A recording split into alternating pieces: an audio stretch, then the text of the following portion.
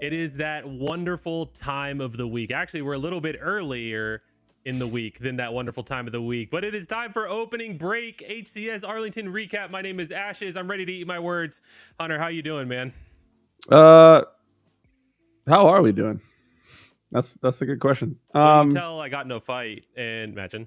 Yeah, Nick came back with some actual battle scars from the event. I'm doing okay. I did a bunch of watch party stuff this weekend for what was, in my opinion, one of the sickest HCS events I've ever seen.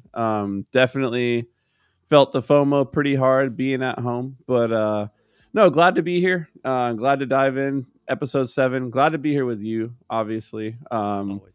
gonna do my best to be your personal therapist and help lift those spirits because yeah, we got a lot to discuss. Don't worry, I got therapy tomorrow. Shout out BetterHelp, not a sponsor, but they should be. Yeah, man, I agree with you. This was an amazing event. Other than our performance, it was very entertaining. So, as a spectator and as a fan, which is what I did for Sunday, it was a blast, right? Like really great matches. It's going to be constant. I'll show. If you don't like me throwing jabs at myself and the team, then you're not at the right show because that's how I cope. Okay, humor. Yeah. But yeah, it was a lot of fun, and I'm glad that you pointed out that you're doing watch parties because you got to really experience the whole thing as the movie it was. So I'm curious. Every single match you guys played, I watched. Just so you know, every single complexity match I didn't even care like what was happening on the mainstream. Like I was like, sorry guys, like I know we're watching this series.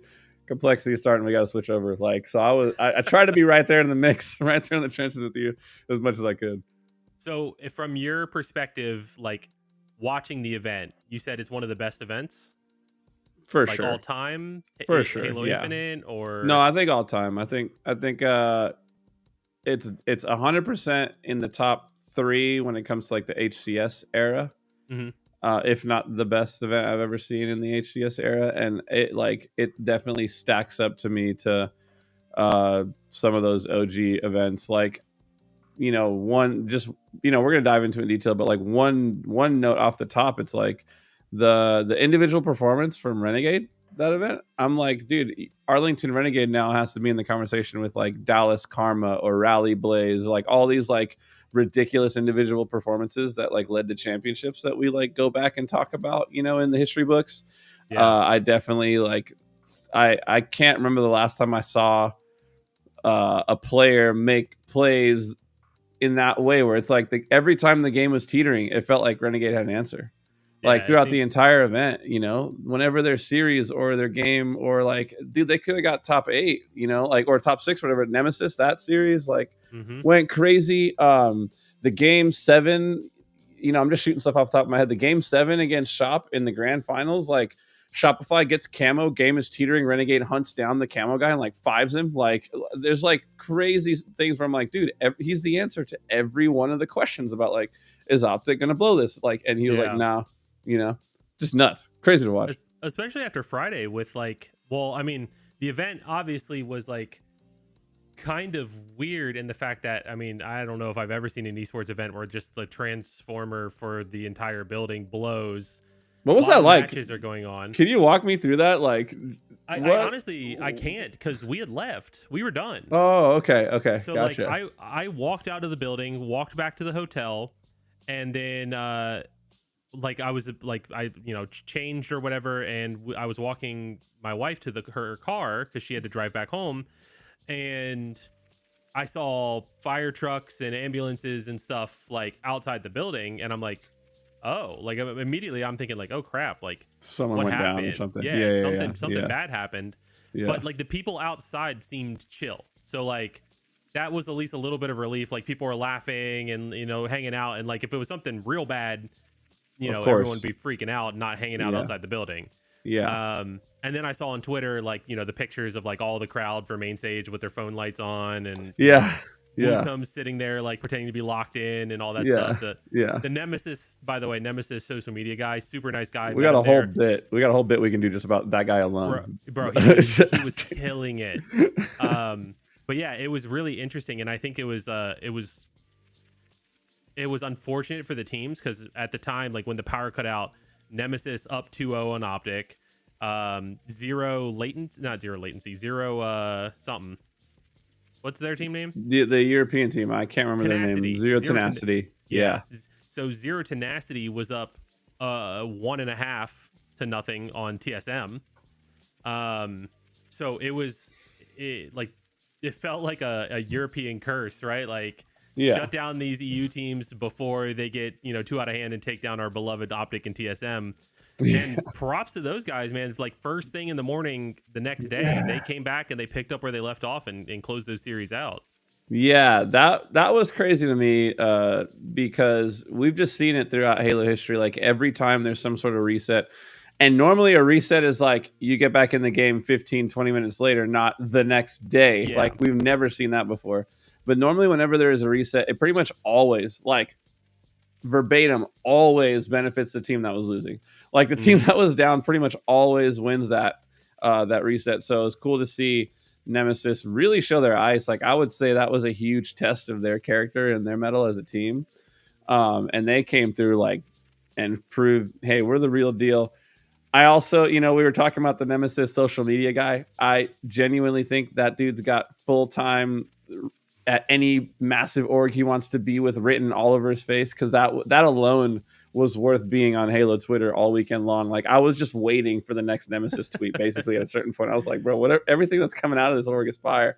So shout out to them for a crazy first showing. But yeah, to go back to it, you said you had basically went back to the venue and saw that everyone was kind of like lurking and chirping. Like, did you hear at all about, what was the vibe like with Optic at that point? Or like, what could you imagine it would like? What is it like to be on the other side where you're down 2-0 and to have that happen? Do you think that they were like stoked about that? Do you think they were, wanting to finish it out? Like, how do you think that played out for them?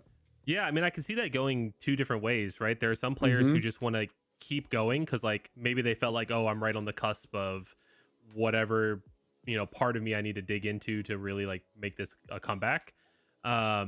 But I would say it definitely favors Optic in that situation, and it favored TSM in that situation where they can be like, okay, power's out. Like this is like an extended bathroom break, right? And we didn't know like really what had happened. We didn't know it was the transformer that blew, and we didn't know that it was going to take as long as it did. I was joking, like, what if they just cancel the event and say it's like an online major? Like, that was what I was worried about. I wins the whole thing. Yeah. Oh my gosh, dude, the strays. I was worried, like, hey, if this is like a serious mechanical disruption, like, do they have enough time to figure this out, right? Like, yeah. And I was so happy to see Tashi and them immediately start communicating about the situation, what the calls were, what expert opinions were coming in on timelines and stuff. Like they did not leave folks in the dark at all when that was all going down. And I got to give them like a huge shout out to that, because that's something that people have, complained about HCS in the past or whatever, like lack of communication when it comes to like event announcements and things like that. So to see them immediately jump on the horn and like keep people in the loop was freaking awesome. And we were all biting our nails on Saturday morning when they were like announcement at 8 a.m. I was like, oh shoot, like this announcement better be like, this is a new schedule and not, hey, we can't continue, because that would have been catastrophic, so shout out to them the way they handled it. It was really unfortunate too, because I know a lot of it was out of their hands, and like you said, all props to them. They worked tirelessly through the night. I know, like, I talked to Divian later that night, and they were figuring out like backup option H if plan B didn't work, or plan A, which was get the city to replace the transformer, which is that's what happened. But if that didn't work, like, okay, where do we go? Like, how do we continue this event in the area? Like, if we have to just pack up everything and move it over there overnight, like, how do we do that? Yeah. So they had backup plans for the backup plans, and HCS was I respect them, and I gained respect for them based on how they handled that whole situation, because it's you can't prep for something like that, you can't expect something like that, and that's a massive curveball, and a lot of people could crumble under that pressure, but they locked in, they got their thing done, and they came out on top, kind of like Optic. Well, let's dive into the event. Why don't we jump into some of the pools? We can start there. Pool performances, pool surprises, maybe some shockers, maybe some upsets there in the pool play, the way the placings went out. and go from there. Do you have the graphic by chance? Did HCS even post Yeah, the that's. pool outcomes? I don't know if they did. I'm gonna see if I can find one. Otherwise, we're gonna have to just kind of Go off the piece it top. together Yeah. on Data Hive. I mean, if I find the pool play graphic, I just got to scroll through a wall of, you know, HCS posts. Let's see. I should have had this open beforehand. It's all good, bro. No, I have it. Okay. Yeah, I do have it Link it to here. me. Yes. Coming through. Boom. Beautiful. All right, perfect. Yeah, that's exactly what we needed. Twitter, I think Twitter's having issues, by the way. Every time I try to load a picture, it's like very slow to load. All right, let's go ahead and share the screen, get this bad boy up here. Pool play results. I'll leave it big for a second and then throw our faces in, but anything standing out as of just off the top of your head? Yeah, Pool D, the way that played out, obviously for us, we got second in that Pool 2-1, but a team that we hyped up quite a bit coming into the event was that Ether Gaming squad. And we also, I would say, hyped up Luminosity a fair amount as well. So to see them out at top 16, and again, Nick, I think we touched on in the last episode. This is one of the things that both of us were in agreement on was, not a huge fan of teams being eliminated from pools, right? This is one of those situations where it's like, man, like bummer to see all four of these squads out when I know they had more to give, especially that Luminosity roster. But yeah, we're not here to debate format. We're here to talk about who showed up and who didn't. And so shout out to Ether Gaming coming out of Open. They were the one Open team to make it out, which I guess we should have probably started at Open before we even got to pools, Nick. But any thoughts on 3/4 of all the teams coming out of Open being international? Only one NA team made it through. I think it just goes to show that, like, I think the top level of Halo Infinite right now is definitely NA dominant. And I think that's just due to the limited amount of practice that some of the other regions have. Like Mindfreak, we scrimmed them while they were boot camping. They're not a bad team at all. Even though they went 0-3 in pools, like they are a team that we fully expected to see coming out of open bracket. Same with Ether, and the Ether like win scrims against some of the, like, I would say like 7th, 8th through top 16 teams. Ether is a really good team. So again, that's not like one I'm surprised about. If anything, seeing a second LATAM team make it out, it was a little bit of surprise to me. We've scrimmed SWAT out LATAM before. That team is a hit or miss kind of team. Like they kind of play with that same aggression that a lot of LATAM teams play with, Ether plays with, but they are a little bit messier with it.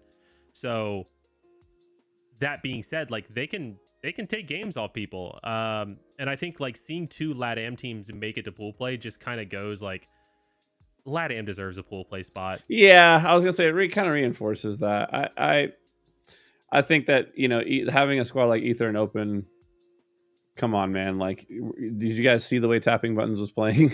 Yeah. Like, I think they definitely proved, and even for Mindfreak, for Aussie Halo, like I freaking love those dudes, and I was stoked to see them as well. Kind of be like, hey, you guys took away our pool spot. We're just reminding you guys why we had it in the first place. Like we cruised through your Open, like we went through your passion pit. You know what I mean? So, yeah, I got nothing but respect for those two squads.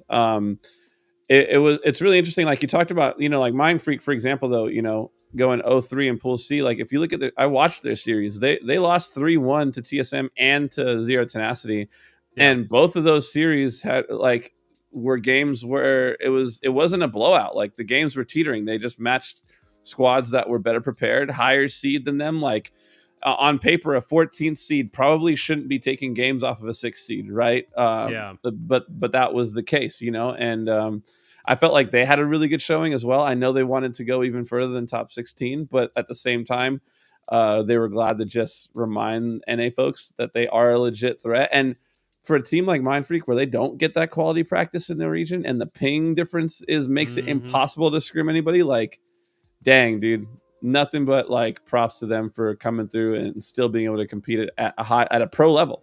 Like, make no mistake about it, those 4 players are pros, and they got 2 mouse and keyboard kids on their team. Yeah, and like I got to talk to them a little bit. Like I've seen them around before, but I've never actually like gotten to really meet them. And there was a point where they were playing right behind us. I think it was while we were playing Ether. And so I got to sit there and talk to them a little bit, and like really cool dudes. They were like super thankful for when they were boot camping and we scrimmed them. And I'm like, bro, like we were excited to scrim you guys. Like, it's not often we get to play against like teams from other regions and have like fair ping and be able to do that kind of stuff. So like thank you. Like every region kind of has their own styles. I mentioned how LATAM is much more aggressive. Like if we had Mind Freak, like there, it's harder to tell. Like we wouldn't have that experience. It's hard, we don't know how they play. So getting the chance to scrim them, seeing them do well, like taking maps off top teams, I think is exciting. And good for that region. I'm standing by what I said. I think LATAM deserves a pool play spot, and ironically, that would have been probably our spot at this event. But like I still think like credit to them. Like the region's strong, man. They're doing their thing clearly. Yeah. I don't want to get stuck in pools for too long, but as we have this screen up here, I'm just gonna go through each pool, Nick, and I'm gonna ask you one simple question. So I'm gonna start with Pool A. Looking at Pool A, does anything surprise you about this pool? The results? No, not really. Same. I think it's kind of what we expected. Yeah, looking at Pool B, does anything surprise you about these results in Pool B? Nope. Not a thing surprises me in that pool. I said on our prediction show, you did. That's what I'm saying. Crazy. I said that Nemesis can beat Optic, and you said I was crazy. I said that Gen G was going to get 1 Slayer in pool play, other than beating the open bracket team. And you guys only got 1 Slayer. I don't care if you beat us. You got 1 Slayer in pool play, and yeah, you actually did predict that Pool B, which is kind of crazy. You might be the only person in the entire outside of their camp. I think you were the only person that said Nemesis can win Pool B, and they did that, bro. Wutum supremacy, baby. That's all it is. What is it about Nemesis to you that makes them such a counter for Optic? Because even when they met them in brackets, they went up 2-0. You know what I mean? So they made Optic dig deep, bro. Yeah, it's interesting because Nemesis has, like, if you look at Shopify, for example, you would say that they're really fast, they're really aggressive. You look at Optic, they're there, but they have more calculated plays. And I think Nemesis is somewhere close to how Optic plays. Like, they can be really fast and aggressive, but there's also a lot more thought to like how they want to approach those fights. Whereas feels like Shopify is like, hey, Frosty did something really good, let's play around him. Hey, Last Shot did something really good, let's play around him. It's like cohesive chaos. And I think Nemesis can bring both dynamics, which is what makes them really strong. But you've also got, like, I mean, I play mouse and keyboard, and I use aim assist as an excuse of why I suck. But like, Wutum makes the game look like a different game. If you watch his POV, and like, there was one point where he was, oh gosh, who were they were playing? It was when they were playing. Who's their open team? SWAT LATAM, because I think they were no, they were playing, it was the first round of bracket play, so they were playing Cloud9, and it was Recharge, and he like was coming from red pipes into like Turbine, like past half wall to hit A, and as he was making that play, like most players, like on controller, like you can either slide into A and be looking at A, or you can slide into A and be looking like maybe towards like bridge, right? Yeah. He's making that play, and he's like, big doors clear, bridge is clear, fighting A, big door clear, A, big doors clear, A. And like, no other player can do that. It's physically impossible. Like, there's 3 players in Pro Bracket that can do that, literally. Bro cleared 3 angles at the same time. Yeah. I see him shoot one way and check another way in between the shots all the time, where it's like, dude. There was a point. It's like, dude. It might have been in the Optics series the second time where it was Aqua something. I don't know if it was Aqua Slayer or Aqua Bomb or Aqua Flag.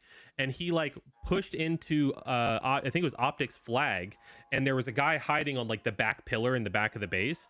and he knew he was there, and he like jiggle peeked him, put a shot into him, whipped and like looked towards top mid, I guess for a call out, and then came back to focus on the fight. And it's like little things like that, I think, adds to the speed of that team, because he can impact the match so much, and he's accurate. Like, if I could play like that, I would be a beast in matchmaking. He hits every shot. It doesn't matter like if mouse and keyboard gets less aim assist or more or whatever, and I think it's less. He hits his shots. He has hyper awareness. He can move fast. He can clear multiple things in one movement, which controller players can't do. And I think the rest of the team is very experienced and skilled in Halo. So if they can play off of his speed and do everything else right, which like he doesn't do things wrong by any means, but like that just sets them up. Like it really, one player like, who could do 3 people's jobs at the same time. I was just gonna say that. I was like, not to mention, like, it makes me wonder if Halo had been viable on mouse and keyboard for even longer than it has been at this point. Like, I think the input could be a problem. Yeah, literally. Like, if you had, like, we're lucky, I would say, not we're not competing. You are. Like, the scene is lucky there aren't more players. The scene is lucky there aren't more players competing on mouse and keyboard at his level. If we're being honest, because like if you had a cup, like how Mindfreak has 2 on their team, right? And I feel like that is a huge edge that they have, because when you look at their screens, it's similar. They're not quite as talented as Wuchang, but it's still similar, where it's like they make up for it by being able to be so active in so many different angles on the map at once. Like, I think unbelievable player, unbelievable showing. Pool C, Nick, does anything surprise you about the placings there and how that one played out? Yeah, I mean, 2 things surprised me. One, I'm surprised that Zero Tenacity beat TSM. And 2, I'm surprised that FaZe went undefeated map-wise. That's was impressive. That was as soon as FaZe, they started showing FaZe on broadcast, and we went in and started checking out, I was like, oh, shoot. Yeah. Like they leveled up. Because on paper, like coming in, I think that we had mentioned it, like, FaZe is the only team that has like a West Coast Halo Pro on their team. They're kind of scattered around. They don't have like the Texas buff, you know what I mean? And I was like, I feel like FaZe still has more to give, and they will on LAN. And they come out and they sweep their pool, not dropping a single game. And all the games were like dominant. Like, coming out of Friday, I literally said on broadcast, I was like, FaZe dominated their pool harder than every other, like all the other teams. Like, you know, Optic looked great, you know, but they got second. They lost to Nemesis, you know. Even Rebellion dropped the game to C9, you know. Yeah. Space Station dropped a couple games in their pools. But FaZe, like, not only did they not drop a game, like, they cruised. The games weren't close. It was not competitive. Even the games against TSM. And that's when 2 things went off for me. I was like, FaZe is legit. Like, I wanted to predict them top 3 on my predictions, but I was just playing it safe based on how I thought the bracket was going to play out. But I was like, man, they look insane. And B, I was like, man, TSM looks like they might be in trouble. Yeah, that was my 2 things that came out of watching them play. And I don't know. I was expecting to see the buff, like the LAN buff for TSM, like having the boys back together. I was expecting to see the Druk, Talik, Soul Snipe trio buff show up and show out. They might just be heading back to breaking up again, to be honest, because they put it back together, and they did not have a honeymoon period. I think divorce, might be on the horizon for them instead. Yeah, I don't know if that'll happen, just because, like, maybe if they make a roster change, but then again, I don't even know who, because they're all so close together, and I didn't watch any of their games closely, but I don't think any one player stood out as like a problem, at least like statistically. The funny thing was, and probably not a lot of people know this, their match against Mindfreak, there was like a bunch of technical issues, and specifically with the coaches like mix amp setup, right? And for those of you who haven't like been there or competed, the coaches all the mix amps have white noise being pumped into them, so that like the headsets that we put on is white noise, the microphone is the microphone, and then our earbuds is all of the game audio or voice audio. And I guess Trey's, like, that mix amp was having all kinds of issues, and it got to the point where they had been like delayed like a half hour, an hour, and eventually they were just like, look, we just want to play. So they started their match without Trey in the comms, and they won the first map. Yeah. And then they lost the second map, and as soon as they lost the second map, I glanced back, and Trey was behind them. So they got that tech issue fixed when they dropped a map. Yeah, I was gonna say, like, you can't risk it, dude, at this level. And I, for the event overall, I think I was a little surprised with the overarching event that, like, these teams are actually a lot closer than we realized. Like, everyone's a threat. Yeah. You know what I mean? Everyone that was in pools is a threat. Even the teams that didn't make it out, you can't. Everyone, it's day to day, match to match. And Mind Freak was looking good. That game too that they won against TSM, they clutched up. They looked good, and so yeah, I'm glad TSM got that situated. But now moving on to Pool D. Anything about the results of Pool D surprise you, Nick? I would have said that I would have expected Luminosity to beat Ether, but after watching after we played Luminosity, that was no longer the case. Ether is, running their way through open bracket. I don't know if they dropped a map. I don't have the stats for open bracket, but it wouldn't surprise me if they didn't even drop a map. Like, they were firing off. And the great thing was, like, I knew that they were going to be in our pool before or right after we played Space Station, because they were already done. It was like, yeah, we've already run through open bracket. Like, they're going into Pool D. But yeah, I probably would have said pre-event Luminosity takes a series against them. I would say Ether probably gets a map or two. But yeah, Luminosity getting 3 maps total. That's rough. Yeah, I have a lot of thoughts. I'm like questioning whether or not I should say them out loud or not. Say it. Look, man, I had somebody say keep talking trash online to me, so you can say say it with your chest. Yeah, no, I think I'm a big Piggy fan. I think he's amazing. I think he's pro level. I think Yaxon got that edge. He's incredibly talented. I think the other two probably cheat online. I don't know. Really? You don't go from being that good online to sucking that hard on land. I don't know. It's like everybody else, I would say online to land looked similar, comparative. You know what I mean? Except for Luminosity, they look like buns on land. They were garbage. So. I think part of the problem is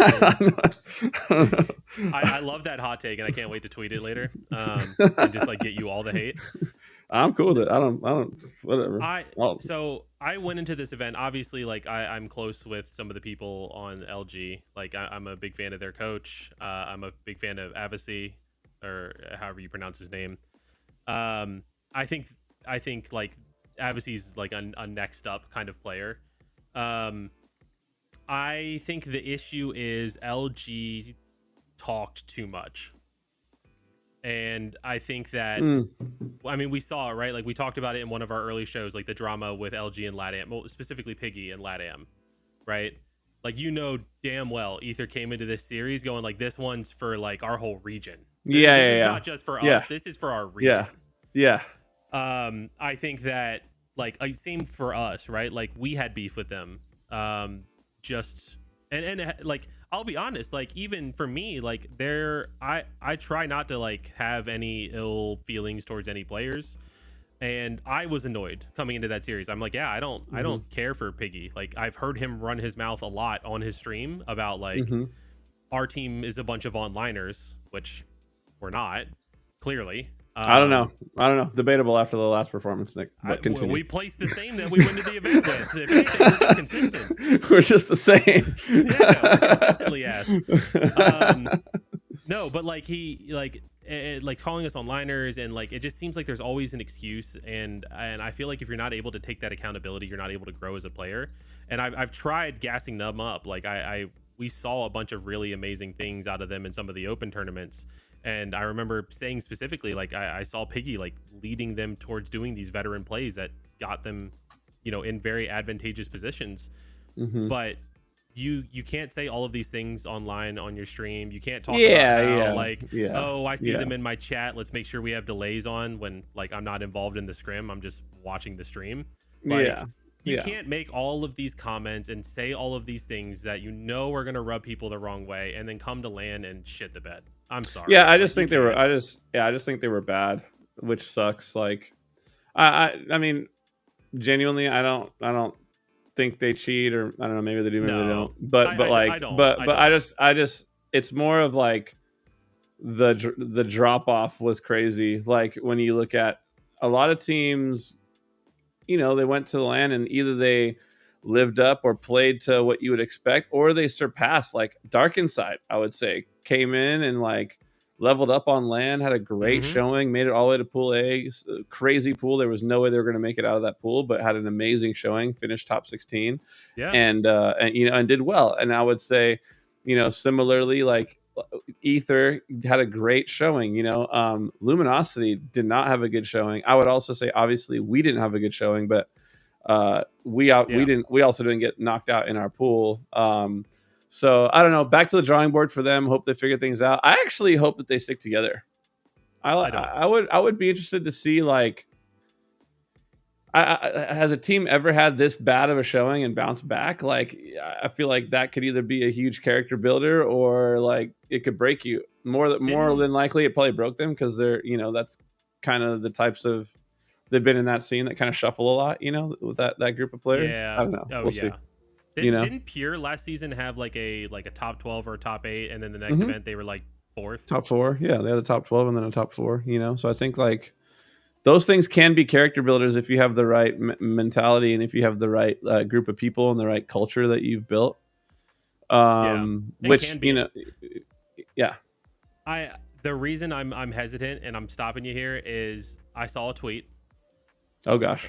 and the tweet felt like copium. Wait. Luminosity has Morley on that team too, right? Yes. Oh, dude, he's insane. Like they should have done way better than they did. Oh Uh, yeah. for sure. Like I forgot that he was their fourth.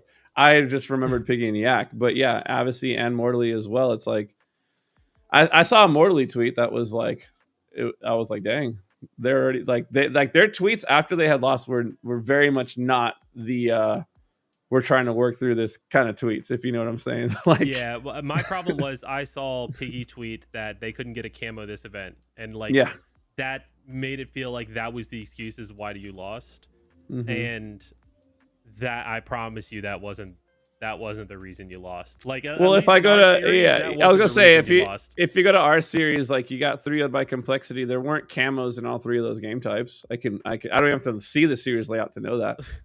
Yeah, it's well they got 3-1. I don't know why this graphic did them dirty.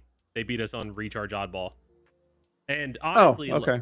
and like I'm not saying this as like a bragging point, like because we obviously did not do well on Saturday and did not get a good placement, but like we lost that recharge ball because like we in our comms we were like, oh my god, these kids are so just keep fighting them.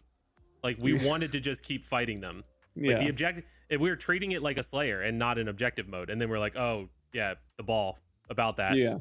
and they won and we had to bring it back and win the next game, but like yeah, I just you can't blame like, oh, we didn't get a camo and that's why we lost. Like brother, I saw a play, the most questionable play I've ever seen, and it's not even questionable, it was just a bad play where on the forbidden CTF against Ether, they were 4 alive. LG was 4 alive, 2 fresh dead, 2 fresh off spawn for Ether, and they had that perfect like L-shaped formation that you want, like the ideal flag running setup.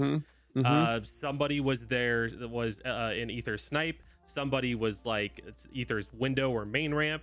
Piggy, I think, had half of his OS and was like on their plat, like right by the flag, with 2 dead and 2 fresh off spawn back flag that they were calling. Oh, I out know and this shooting play. at. I saw this play, bro. I know exactly. Go ahead. Let the people know what happened. And Let the people know what they did. and I'm sitting in the crowd, right? Because like I wanted to get there and watch Ether play just to like be fresh, see if there's any tendencies or whatever. And I'm watching it. I'm going, all right, perfect. Pull the flag. Piggy, pull the flag. Piggy, pull the flag. Piggy. And I was like, wait a minute, is he hurt? Nope, that's half of his OS. No, that's It's not- OS. Yeah. Piggy, pull Yeah. pull the flag, Piggy.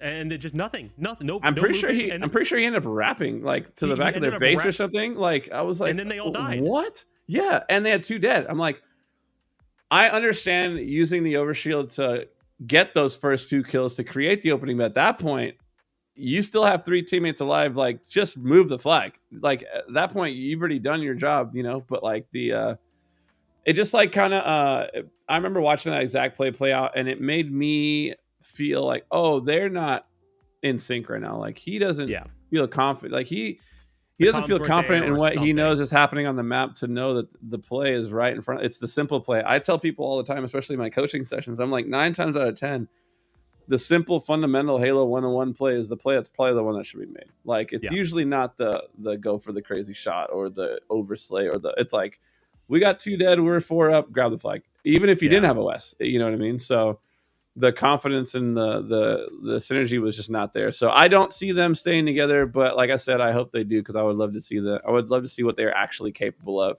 Yeah. Or maybe this just was it and they're just not it, you know, as a team. But that's our pool overview. Nick, do you have the bracket ready to go? Should we jump into I do. how things played out? Let's talk bracket. I'm not going to show the overall results, but just Yeah, champ yeah. in lower bracket. Let's Yeah, share let's see that. this instead. Here, I'll make it big. Cool.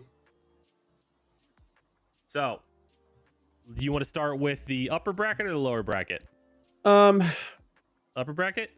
Yeah, I think we talk about, you know, let's just like brief overview. With Optic getting second in their pool, I think I tweeted it out too. I said Optic getting second is going to absolutely wreck this bracket. And lo and behold, the draw came down and it was like Optic Rebellion round 1, and we all had thought like, oh, this is what we're going to see in the grand finals. But nobody, I think, would have predicted that we would see that matchup play out in round 1.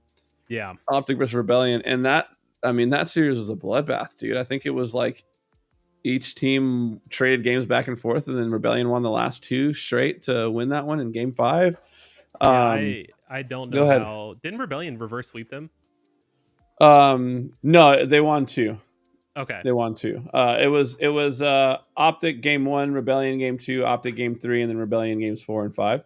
Got it. Okay. And it was kind of nutty, because you know how you and I have had this conversation. If you want to put our faces back on screen real quick while we talk about this, we've had this conversation before where there's a class of like maybe 5 or 6 players where on any given day you could look at them and be like, yeah, that's the best player in the whole game right there. Like, and it'd be like, okay, like, yeah, I'm not going to debate you on that, right? Like, if you look at me and you tell me on any given day, like if you came to me and said, Justin, dude, like Luce has been playing insane, I think he's the best, I'd be like, yeah, I'm not going to disagree with you on that.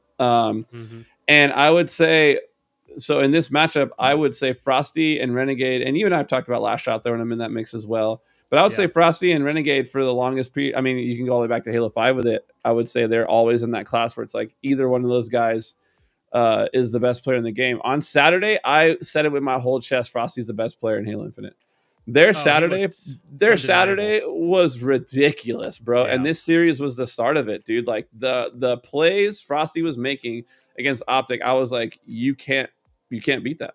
Yeah, Frosty was undeniable this event, and I think like that stayed true almost the entire series. In fact, if anything, as I was watching like their matches, I was a little bit disappointed because obviously I'd staked my claim that Last Shot is the best player in the game, and I didn't feel that same energy. Like, I didn't feel the Last Shot of last season with Pure. I didn't feel the Last Shot that with Shopify Online.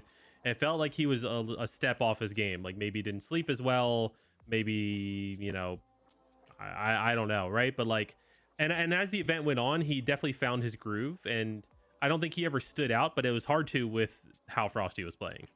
Well, it's also hard to when like you're playing the best players, the most land tested players every single series that you play. Like, there was no free ride this event, like in the bracket.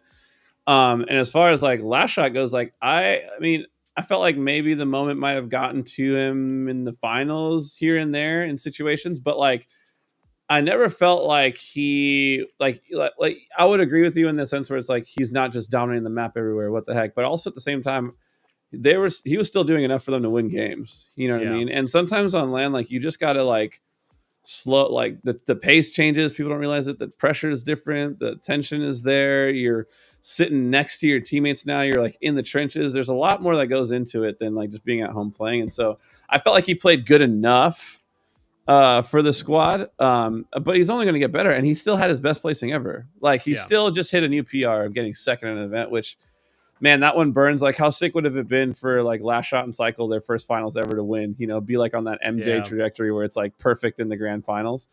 But I didn't think he played bad by any means. But yeah, I would say like Frosty definitely was like the star of the show, and especially in that Optic series, like Frosty was, goodness, bro, like it was unbelievable. The next match was Space Station, Zero Tenacity. Space Station handled them well. Yeah. I No saw signs of surprise light there. from Zero Tenacity though. Like, I mean, they took a map, but like Yeah. also in that series, it Yeah. like there were some moments where I was like, oh, okay, Yeah. Jimbo.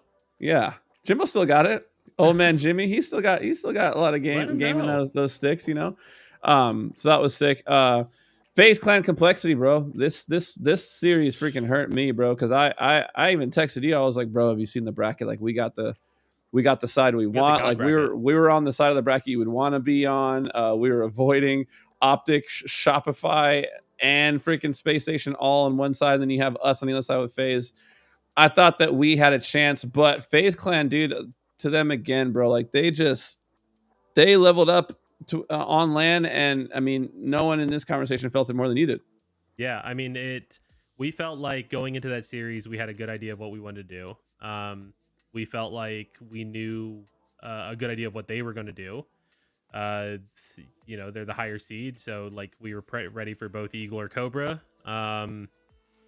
But just the version of us that showed up was not the same version that was there on Friday. And I genuinely, I haven't gone back and watched the matches yet because I just haven't had the heart to yet, if I'm being honest. But like, I will at some point this week, and I will break down what went wrong for our team so that we know what to do for DreamHack. But like, damn, man, like they crushed us. I can't. So what you're no saying is I other should way put around away it. my journal of notes that I was writing, fiending over all weekend to show you then about the team and what's going on. Then I should hold off until you probably watched the freaking games, dude. Like, Yeah, I just it was weird because like even things that we knew would happen and talked about happening, when they happened, it felt like we weren't ready for it. And that was when like I knew, okay, this is not a them thing. This is an us thing. Like we are just we're not here. And this is actually one of the things that I was going to talk to you about off stream, but I think it's appropriate and it's not really a spoiler to even like to bring it up on stream.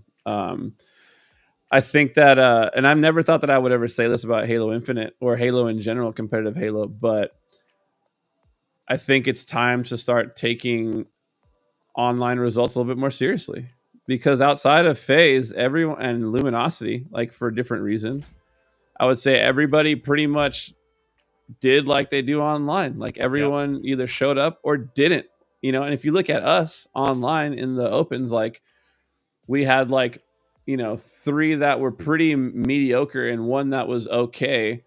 You like break that down to, the ratio is similar to us having 1 day that was okay and 1 day, that wasn't, pretty much cut us off from having a Sunday, which if you do the math, we probably wouldn't have had a good Sunday. Like we probably, if an event was 4 days long, we would have 1 good day out of those 4 days and the other 3 would be mediocre. So like trying to figure ways to be more consistent and not just write off online as, oh, it's online, we're going to level up when we get to LAN. Like, I don't think that's the case anymore, because I'm seeing more teams now show up in ways that they do online on LAN.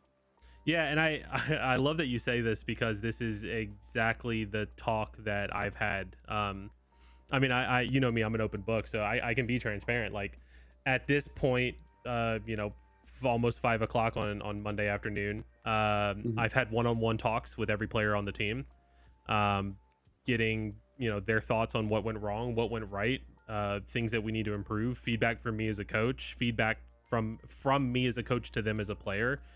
And after talking with everyone, like we're gonna have a big team meeting tomorrow, and then we got to hop right back into scrims, hopefully starting Wednesday. But the biggest takeaway is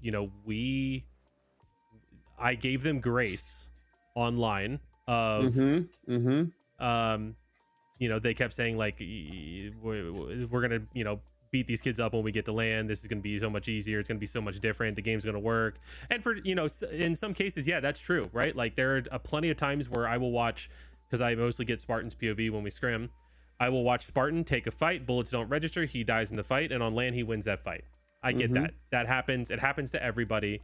Whether you're formal on a supercomputer with God internet in the middle of Texas, or you're whoever in the suburbs of California. There's no pros left out here, just so you know. They're all cleared out, bro. It was not gonna happen. But I said, look, like, at some point, like, now we came into this event as the 12th seed and we left the event top 12, and so we can you guys, all of us, no longer have the ability to say like, oh, it's going to be different, we're going to be so much better on land. And like, yeah, we looked insane on Friday, but our result was the same. And we have to accept the fact that we need to put more weight into online Halo. We need to put more value into our scrims and less complaining about, connection or hits registration or whatever, and just focus on what we need to do to grow as a team, because the stuff that we did wrong online is the same stuff that went wrong on land. Whether the connection worked or the shots registered or not, we still got beat up by the same concepts and same ideas. None of it was news, none of it was a surprise. It's just a lack of us having proper reps. So, like, if you're Optic and you convincingly won this event, or if you're Shopify, let's say, and they had convincingly won this event, didn't lose to Optic, and they're winning everything online, and they want to start complaining about hit registration or servers or whatever, by all means, right? Championship grace.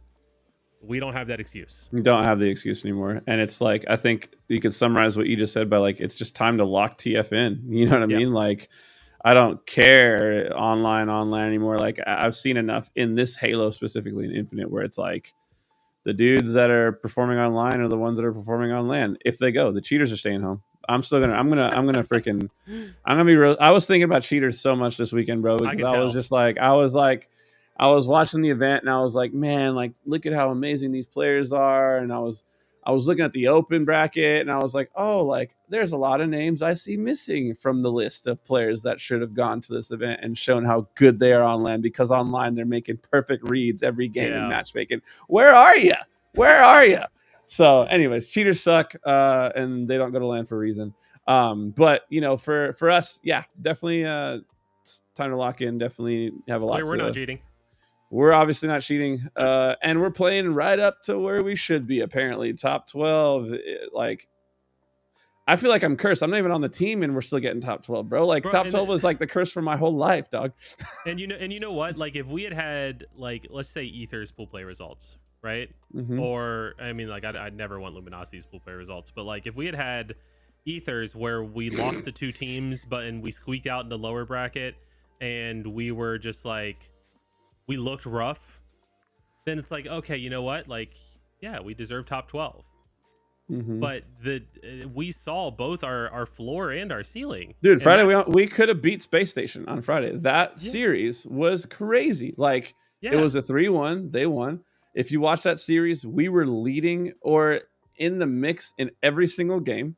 And either we threw or they clutched, or a combination of both. You know what I mean? Like, we had I would say we had a great showing on Friday. We almost had a historical comeback on that Recharge Strongholds. Yeah, it was what, like we were down by over 100. We came back. We lost by 20 in the end. We were down by over 100, and they were at like 240. Yeah, and it ends up being 250 to 220 something, I want to say, or 230 something. Like, yeah, we and in that game alone, you get to see how good or bad we can play. We can go down by 100. We could also put 100 points on the board without letting them score. I don't know. What are we gonna do? Not for nothing. This is so contrary to everything I just rambled about, but we lost the final play, I should say, of that Recharge Strongholds. We lost because of the game being a little janky in some spots. And I'm not kidding. We went back and watched it. And so what happened was we had either a 2-cap or a 3-cap. Tyler was like, or Spartan was top red or top gold, whatever you guys call it. And Ethan had come up red steps to help him because we knew they were pushing red pipes to try to clear that out and then retake B. And Ethan calmed, I have God nades. And he threw 2 frag grenades as he was coming up red steps towards red pipes. And the way he threw them, they should have bounced and blown up at like kind of the top / like halfway point of coming up those steps. So he was like trying to slide him off the floor, so it like goes over the stairs and like blows up there, like over by Bat Ledge and stuff, basically, right? Yeah, but like not that far down, because like we were kind of timed, like he was lining it up with, you know, expecting them to push and clear out Tyler, and he was calming that like, I got God Nade, swing him, they're both hurt. And as Tyler swung, they were full health and half health, and he was like, well, bad comm. Oh well. Well, we went back and watched the nade that Ethan threw. Did it go under the stairs? In the texture between the stairs and the floor of top red, and just instead of bouncing and blowing up where it should have, it got stuck, exploded, did nothing, and Eco was full health. I've seen nades go through those stairs all the time. Yeah, literally all the time, to the point where I don't even try to like hit them off the stairs like that anymore. I just try to hit them off the very top of the stairs, like on the ground. Because I've just watched those stairs eat my nades way too much. And I'm like, yeah, but for it to happen in that moment, sucks. On land, it hurts. There was a bunch of stuff that led to us being in that situation. So it's not why we lost the map, but it definitely sucks that we lost the push. Yeah. And, you don't want to say like one thing is everything, but Infinite, more than any other Halo I've ever seen, one play going either way can change a whole game, which can change a whole series, which, you lose one push like that and all of a sudden snowball, you're getting triple capped. Oh, great. They just put 100 points on the board because my nade didn't let me get that double, So yeah, that sucks. Okay, on to the next series, though. On the bottom, it was Nemesis Cloud9, winners round 1. Expected and not because of the reason you're expecting me to say. This was expected for me because Cloud9 cannot perform in the winners bracket at tournaments, I've learned. They need to be in the lower bracket to make their run, which they did, and shout out to them. Looking so good this weekend, man. Septify, one of the best events I've ever seen out of him. They dropped to lower bracket and they went on a run of their own, knocking out quite a few teams down there and eventually falling to Space Station. What, a 5-game series? They went to game 5 against SSG. They were inches away from top 4. I do want to give a shout out to Cloud9 because I did have them in my predictions as doing well this event. Actually, you need to pull those up. Now. I have it up right now. I had Cloud9 in 5th, 6th, but I also had TSM in 5th, 6th, which that obviously didn't go the way we wanted to. Also, not for nothing, but Ether took Cloud9 to game 5, which props to Ether. Yeah, that's impressive. Because Cloud9, like you said, they look good.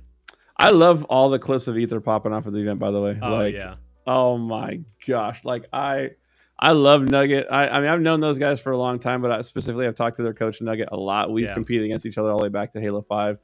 The most nice, sweet, soft-spoken person until you've done him wrong and he beats you. And all of a sudden you just see him yapping. I was like, let's go, boy. Let's go. You know what I mean? I feel like that's an appropriate time to mouth off, is after you've gotten a win, after you sat there and took it and didn't say nothing, didn't go back and forth the whole, but now all of a sudden I let you know we got the dub. So shout out to them. Shout out to Nugget as well. But yeah, I want to really quickly talk about our picks as we do move in to more of this bracket, because Nick, your picks were pretty freaking good, dude. Were they? I don't remember what my picks were. So you had Optic first, you had Shop second, you had SSG third, and Cole fourth. Obviously your top 4, you only got 2 out of the 4 right, but then 5th, 6th, you had Nemesis in your 5th, 6th. Yeah. And then 7th, 8th, you had TSM C9. You had FaZe in 6th. I don't know what you were doing putting FaZe in 5th, 6th. I learned my lesson. We all live and we learn. You got the land buff is real for them, not real for everybody, but for FaZe, it actually is a thing. No, the land nerf is a thing for like we said, Luminosity. Neither of us had them in the top 8. They got bounced out. My top 4, man, I wanted to put FaZe third, and I wish I would have, but I had Shopify first, Optic second, SSG third, and FaZe fourth. So my entire top 4 was off. Yeah. 5th, 6th, I had TSM and C9, so I got C9 there. 7th, 8th, I had Nemesis and Cole, so I literally got 1 out of the 8 in the top 8 right, dude. So do I win the predictions? You definitely won the predictions. Nice, I won something. Let's go. You only made 1 risky pick, so I'm gonna use that against you. What? What do you mean? Your only risky pick was putting Cole in 4th, bro. No, it was a great picks, great predictions. I want to talk about the lower bracket Nick. I don't. Optic went down to losers one. Is that and took TSM? down TSM? Is that unfortunate for is that unlucky for TSM, or is that you dug your grave, now you got to lay in it? You know what I mean? Like, is this a situation Yeah. where they shouldn't have even been in losers round? Because you could always say we lost to Optic for top 8, like boo hoo, what were we gonna do? But also, like, why were you in elimination round 1? Yeah, I mean they No. would have lost to Nemesis. So Yeah, I mean that's like it. they were losing to everybody at this event. They didn't look good. Yeah, I mean their only win was what, the open bracket team. Yeah, So yeah, they won. They won against they won against Mind Freak. That was their only win, and they won 3-1. yeah. So it's like, yeah, that I don't think it would have changed if they played against whoever, if Nemesis had lost to Optic. I don't see that changing. Nemesis would have beat TSM the way TSM was playing. But I do think, and I have to give props, like, Optic. They definitely did something pretty creative and pretty spectacular. I I was texting Tashi yesterday, just like congratulating him on the event, and we were just shooting it a little bit, talking about the event and whatnot. And I was, you couldn't have scripted it any better than that. Yeah, if we're being honest, at the Optic like event. At the Optic event, coming from losers 1, yeah, like that's got to be one of the crazier runs. Granted, like, why were they in losers 1? Well, they played the other best team in the league round 1, so like there's always asterisks, but I don't care. They were in losers 1, so they started in top 12, and they went from top 12 to first. And that started with poor TSM. The series below them was a crazy one. Infamous and Zero Tenacity. That went to game 5. I didn't see that one. Lethal back in the top 8. Lethal took some of the young bucks with them, so that was cool to see that showing out of them. Ran to a buzzsaw. That was Optic 3-0, so they're out in top 8. Under that, dude, Gen G Complexity. This is the one. We got to talk about, dude. I have so many thoughts. I have so many feelings. But I'm gonna let you take the floor first because you had to experience it. You have more thoughts and more feelings than I do. But walk me through that series a little bit. What went right? Because obviously we were up 2-0, and then what went wrong? And then I'll give you my side. Yeah, I mean, I know we were confident going into that series, even coming off the loss, because we played them immediately. Like, we didn't even pack up our stuff. It was just like, okay, or you guys are going to play Gen G at this station, so just stay here. We went and had a talk as a team. Like, after the FaZe loss, we knew what we needed to do. And, like, we had looked at funnily enough, Ether versus Gen G as a scrim for getting ready for Ether. And I reminded them of, like, when we were watching that VOD, like, we were honestly kind of laughing at some of the things we were seeing, just like strategy wise, like the plays that people were making. And I was like, guys, remember, like, last night we were laughing about this, like, about if we had to play like this matchup, like, let's go in there with that confidence and just remember, like, we can make this easy if we play how we did yesterday. Like, screw the FaZe match.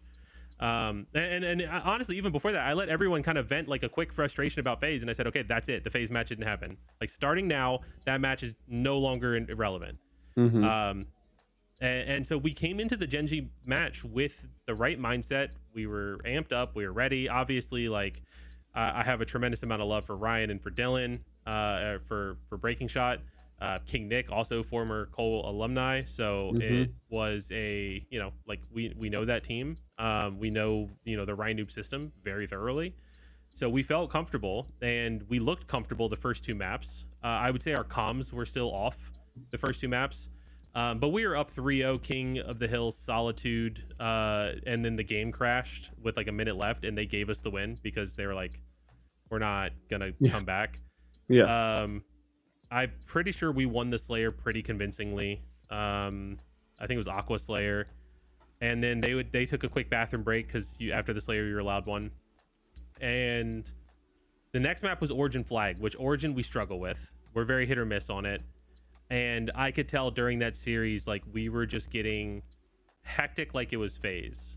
Like, it was almost like because we were uncomfortable on the map, we were getting like just too sporadic and hectic, and that map is really interesting because like there's a lot of strategy that can be applied to it, but it also revolves a lot around being super like mixy and difficult to kill in that like maze, grass, you know, each team's silver bottom mid area. Like you can make a lot of like movements and plays and play your life really well and do a lot of damage and cause a lot of chaos. And the problem was we weren't doing the other stuff well.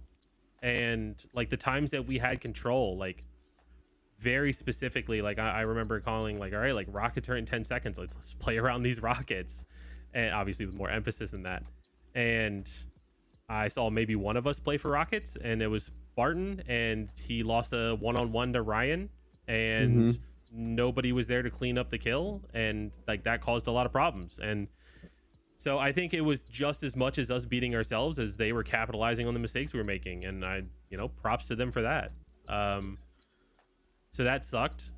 The next map was Strongholds Recharge. And it was like the same thing.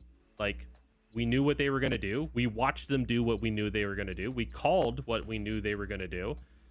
And we then still got caught off guard by what we called. We watched them that we knew they were going to do. Like it was just the weirdest, like out of body experience of like seeing this stuff and like seeing us not react. And by that point, like, I don't know, they were riding a momentum.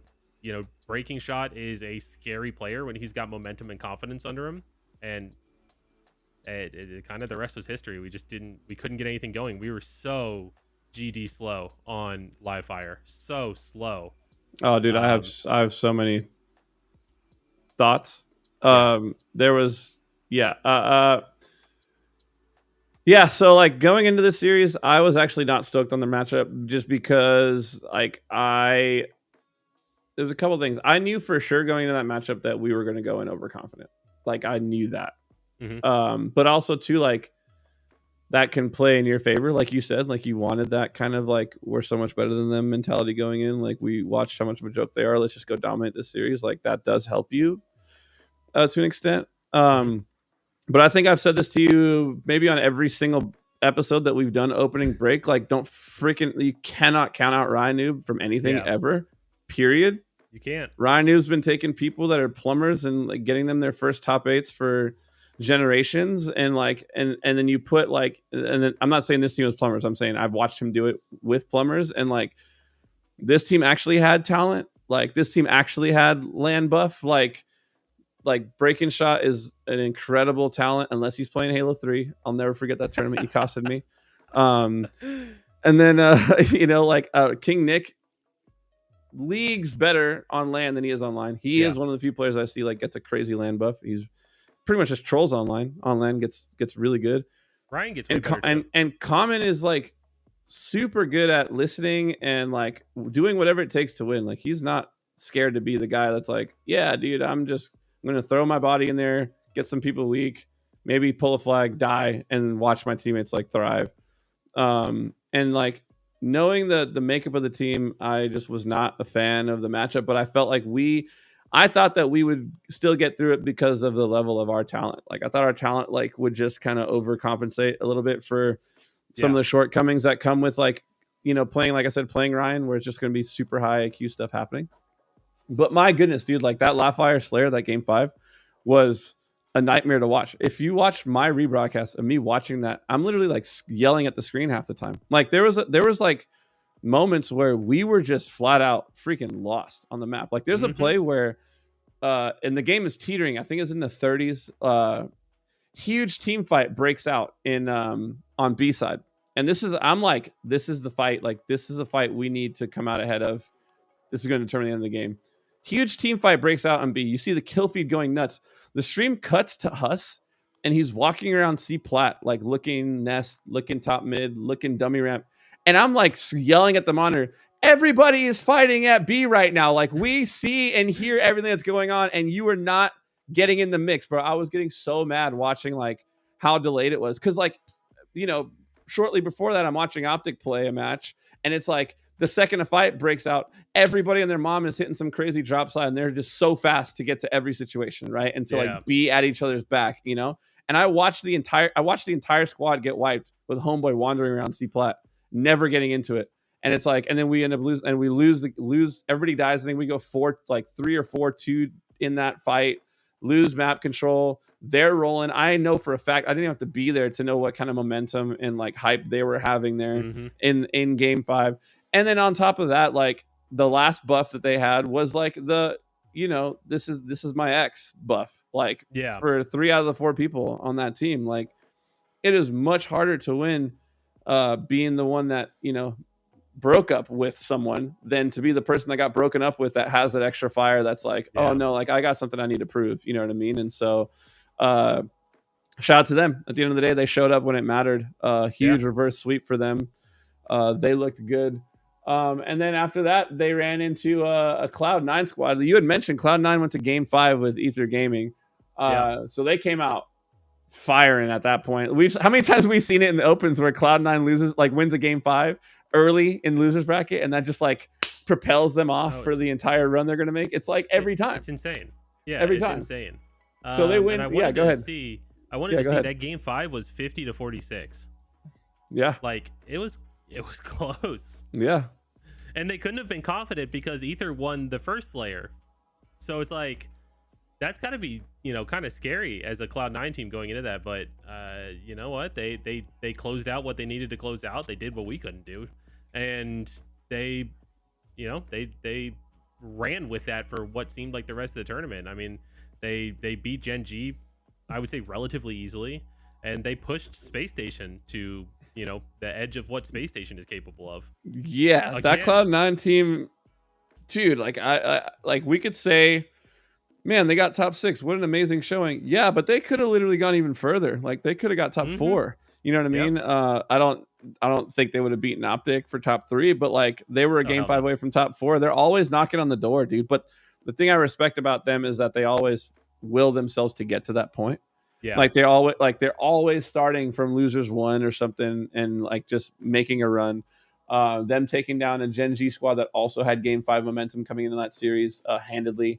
Them making Space Station look pedestrian a couple of those games in that series where it was like, dang, like they just made them look normal, which brings us then to that. I want to go up, we'll hop up now. Optic Nemesis, the rematch, the bracket match. I've seen this movie play out so many times where Optic loses to Quadrant in pools, and then Optic plays Quadrant in bracket play, and what happens? You know what I mean? But this time, what was different was Nemesis went up 2-0 in that series.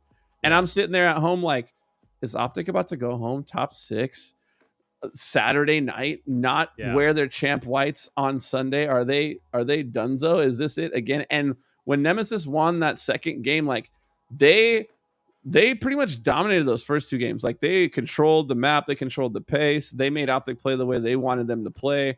They go up 2-0, and I start thinking through everything. I'm tweeting all kinds of wild things. I'm like, Optic and Space Station, they're missing each other like the X's. Like I'm starting going through the whole thing. But then what happens in game 3, Renegade. I'm gonna let you just go from there. Yeah, I mean, well, Livefire is like a bread and butter map for Optic, right? Like always has been, even back when like Quadrant were like the kings of Livefire. They were the kings of EU Livefire. Optic is probably the kings of Livefire, and I think that showed like 250 to 80 on Stronghold's Livefire. Like that is that's a dominating like bounce back kind of win. And if I remember, I think the Aqua Bomb was 1-0, but I think it was like really close. Like I don't think it was.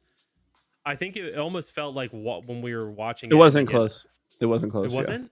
Yeah. It wasn't like the Aqua Bomb. So I did want to make this point. Maybe I'm picturing a different series. For this series, I watched instead of watching just the broadcast, I actually watched the watch party that Maniac was doing, because Maniac had APG on, and their 2 guests were Royalty and Frosty were their 2 guests on the broadcast, which was unbelievable with the insight. But game 3 started and Renegade started popping off, and dude, I wish I would remember the exact word. They had this exact word that they used to describe Renegade. They said, "Oh, he's I'm just gonna make up a word for now," but like they were basically like, "Oh, he's chowing," but like what it meant was like they've all been friends with Renegade so long to know that like he has this mode that he gets into where he's just like it's like takeover mode. And so like Royal 2 said it to Frosty, and he was like, yeah, dude, like he actually is. They weren't even halfway done with game 3 in that series, and Royal 2 was like, this series is over. They already won. And I was sitting there like, what the heck? They're down 2-0. They're in game 3. But they were like, yeah, Renegade's doing blah, blah, blah. I forgot what the word is. I really wish I could remember this verb that they used. They had a specific verb to describe just him when he gets into just this headspace. And like, by the time they got to Aqua Bomb, so they were up 1-0 in Aqua Bomb, and Nemesis was actually trolling.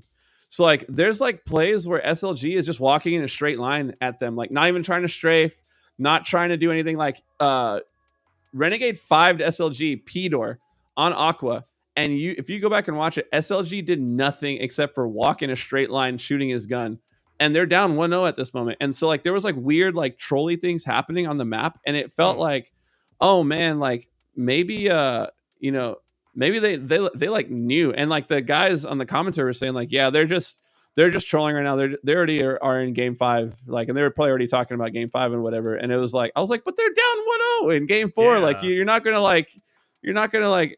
at least give it a fair shot. But I feel like maybe they just felt like maybe that's one of their weak game types. They're outmatched anyways. They're down.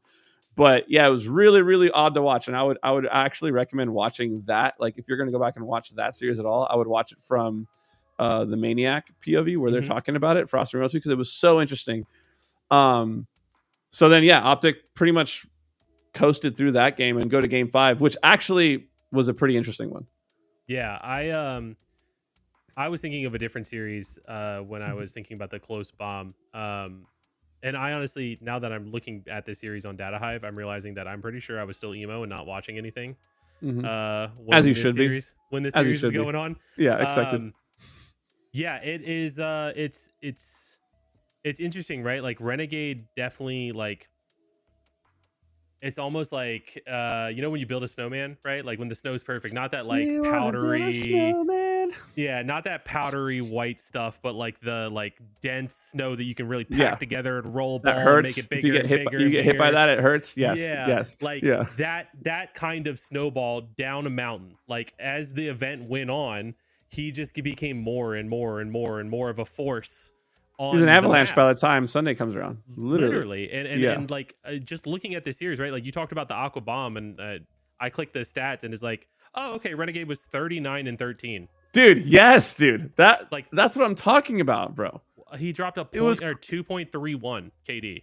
Yeah. What? He was over a 2.0 in that series. It was crazy. And I was sitting there like, this is a series that they could have lost, Nick. It's not like he was dropping that in like a pool play matchup where they're going to 3-0 the team. Who cares? They're playing against us in the competition. He's dropping that in a series where they needed every single freaking kill that he got because they could have lost. Yeah, and going back to the snowball reference, he's got that ice. Like he's just, it looks like he was unstoppable. And I'm clicking on the stats for the Slayer because I'm curious. Like. And Bound, yeah. So that was the other X factor, because I actually did watch the matches on Sunday, and I know that's jumping ahead a little bit, but like Renegade seemed like he leveled up and became this like consistent like force that Optic needed, and then it was like Bound was like, oh well, I'm here. Yeah. It's not just Renegade. I play too. Yeah. And like I mean, in the Slayer, right? Renegade 13-9, Bound 15-10. Like they were both just popping off. And like when you're a player like Formal, or even a player like Legend, which like Legend is MVP of last season, right? Like he was one of the guys. When you see that going on, you're like, I got your cross, bro. Like I put two shots into him. You can push him. I think so. A thought that I was having like periodically throughout the weekend, and it just became more and more and more as especially into Sunday, was, man, did FaZe sell when they had Renegade? Like when you think about, so I got to be really careful about like, you and I both are like this, the things that we say on here, because we hear a lot more, we get a lot more information. But I think I can say this, out loud. What I had heard was that behind the scenes on that FaZe roster, we're talking Snakebite, Frosty, Royalty, Renegade. They won London last year. That was the only event they won. That was the only event that Space Station didn't win that year. But what I had heard was behind the scenes, they were blaming Renegade for everything. Literally every mistake on the map, every play that didn't play out the way they wanted it to, they were like harping on him a lot, I would say, you know what I mean? Based on what I heard. And, you know, people exaggerate when they tell you stuff. Like, Yeah. I guarantee you they weren't blaming Renegade for every single thing. But the general consensus was like, yeah, he was kind of viewed as the problem, you know? And it's like they went out of their way to get him and all that stuff. I feel like because of that and the overall conversations about him behind the scenes, like maybe his value had been diminished a little bit. Maybe his like aura had been diminished a little bit. And you know, players like Formal and stuff, they know talent when they see it. Like they know who's a real one when they see it. Like this whole event was like the Renegade Revenge Tour. Yeah. It was like you thought I was the problem. You thought that I was unable to win again. Have you seen how I can play? Like his game all weekend long was like, I got the biggest balls in the room. Like someone come challenge me on that, please. Mm-hmm. You know what I mean? Like the disrespectful freaking plays of him 1v3ing people, no help, killing Tug, getting the third guy, no shields, getting away, you know, like just ridiculous things, like plays that he's going into. And I'm like in my head going, that's a freaking dumb play, dude. Like, what are you doing? And then watching him just finesse and like out talent everybody around him on the map. And that's on a team where he's got Legend, he's got Bound, he's got Formal, and it looked like he was hard carrying, bro. Like it literally looked like he was hard carrying. And the stats, like what you're bringing up, kind of say that too. But obviously he wasn't carrying. Those guys they're amazing. But if you just looked at the stats and looked at his screen, you'd be like, that dude's carrying his team. Well, sometimes there are players where, you know, like they can be phenomenal players and maybe just the players around them aren't the right fit for their play style. Mm-hmm. And I think that could easily be the case of somebody like Renegade. Like, you know, I could see Frosty working together with him really well just because they kind of have similar, you know, play styles. But like Renegade being let loose with, you know, knowing Formal can be a literal human turret on the map and put shots over top of you. You know that Bound is going to be showing up, you know, 1 or 2 shots into the fight to help you out. And, you know, Legend's got the flank. Like, Legend's going to be behind them if you can live for 3 extra seconds. So, like... Or Legend's already pulling the flag, and if I just win this fight, we're capping. Like, you know what I mean? It's, like, perfectly put together. You know what I mean? Yeah. And I think they found their form. And it's just a matter of can they stay consistent with that? Like, they didn't find it on Friday. They definitely found it on Saturday. And they kept it on Sunday. The question I have is, like, okay, now that they've found it, is it like Dragon Ball Z? Like they've hit Super Saiyan and now they can just flip a switch and hit Super Saiyan whenever they want? Yeah. Or do they like always need that do they need to take a couple punches before they're like, time to power up? Yeah, because they needed to be in a game 3 where if they lost, they were going to get top 6. Backs fully against the wall, being pressed to like have that switch hit. And like the post-show interview was interesting too. Legend was saying like, we were down 2-0 in that series, and I still in the back of my mind was believing and knew that we have it. We just need to like activate it, and they did, and like I'm glad they did. And I was the one saying like Optic going to this losers 1 was probably the best thing that could ever happen to them because they got to look how many reps they have. If you look at this bracket, all on their way to their rematch, like 1, 2, 3, 4. 5 series, is that what it is? Like that they had to play? Yeah, 1, 2, 3, 4, 5 series before the grand finals. You know what I mean? And then a double grand finals. And like they are a new team. Like no one, you can't look at any other way. They're fresh put together for this season. So having those kind of reps on your opponents, like did nothing but help them. And that was the turning point for them. It was that halfway point through the elimination bracket, that being down 0-2. And to go back to Renegade, like he is, in my opinion, probably the player that his gamer tag is most like what he actually plays like. And I felt like that was the problem with FaZe, was like they still are pretty structured. Like Royalty and Snakebite, when they were together, they were still pretty structured in the way they want to view it. I always describe Renegade as a player where he has to go rogue and you have to let him, and you have to play around him going rogue. He plays Halo like this is the analogy I've always used, and I think it's perfect. He plays like a horror movie slasher where it's like he gets in your base when you think you're safe. He comes in, he kills one of your friends right next to you, but gets away before you can see him come in and kill.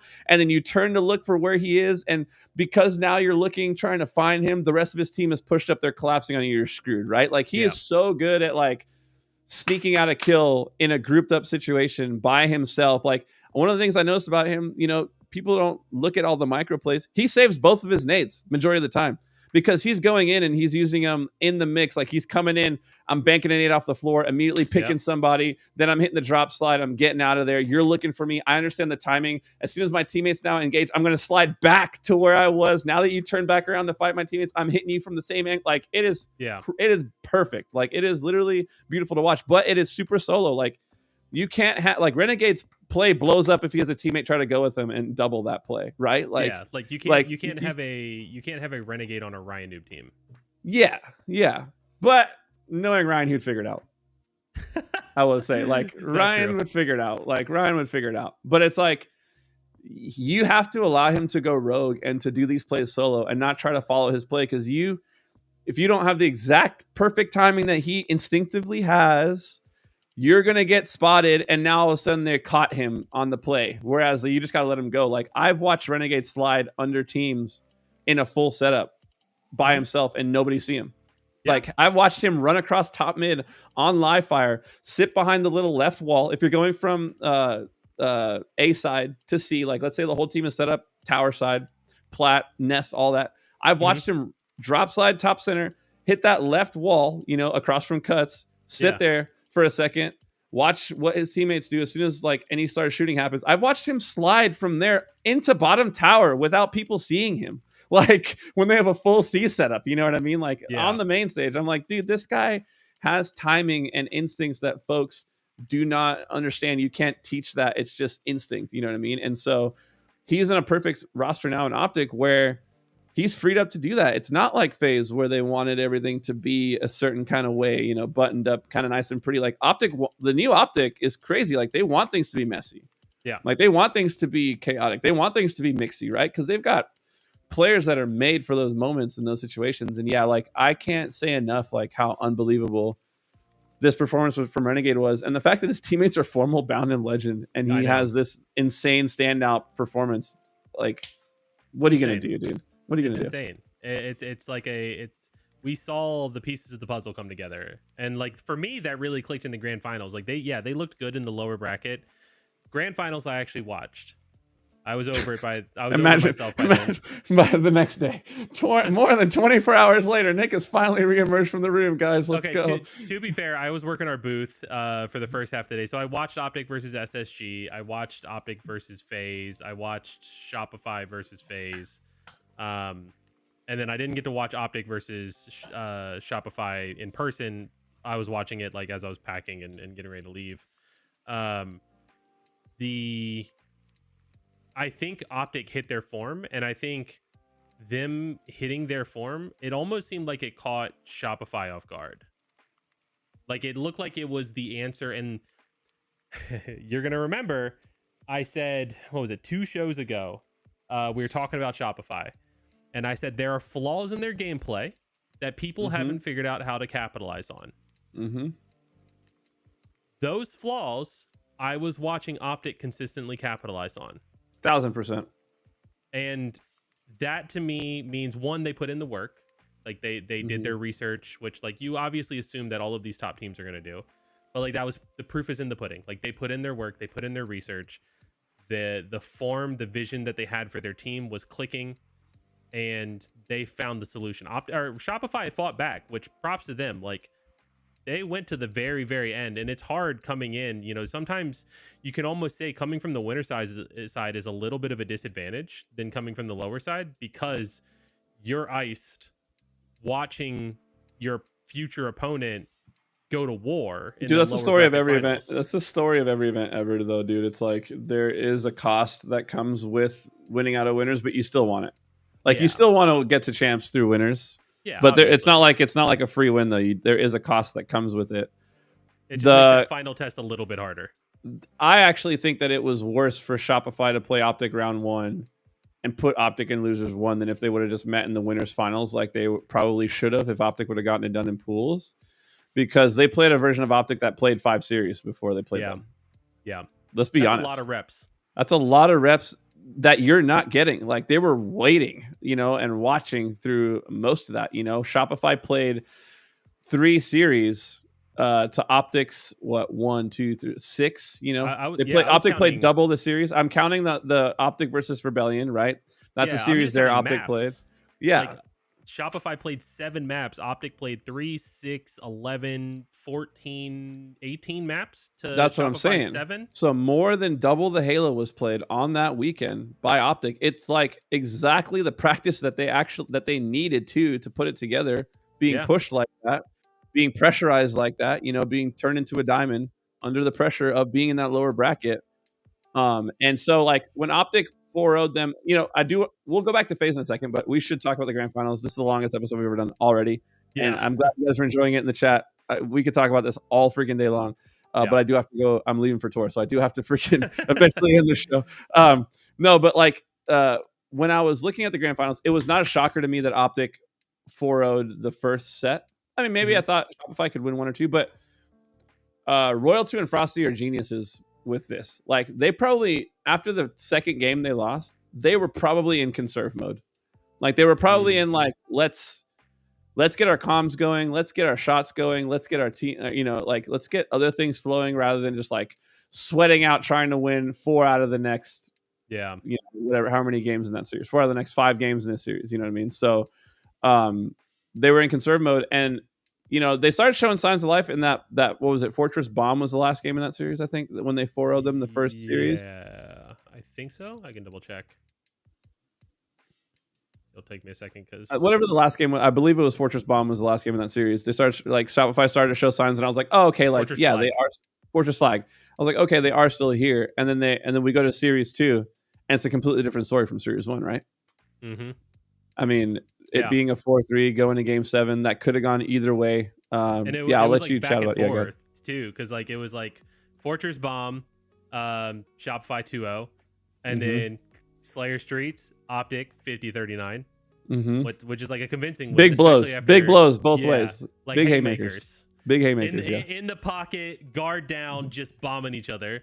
Recharge strongholds 250-196 Shopify. Optic, live fire oddball 133-73, which means they won 2-0. Solitude Slayer, Optic finally gets a back-to-back 50-38, but then Forbidden Flag, and that Forbidden Flag was nuts. That was brutal. That was one of the, like, the game-winning flag being G-slid in and stopped. And dying in mid-slide. And then they played it. So when they were running that cap, it was on I think it was on Renegade's screen. He was top main ramp, sniping across. Like, he snipes the guy going for the Shopify sniper, and they're running the flag through the tunnel. And I'm sitting there going, in my head, I'm like, if Shopify wants to do anything right now, they have to acknowledge, like, they can't even look at the flag. They need to go up main ramp. They need to kill main ramp. They need to push through that way. They literally perfectly double or triple G slide up main ramp, ignoring everybody else, kill Renegade there top main ramp, get into position, get his sniper, get posted up, and actually land the shots to melt him and get in the, like, it was like textbook. You could not ask for a better clutch flag stop.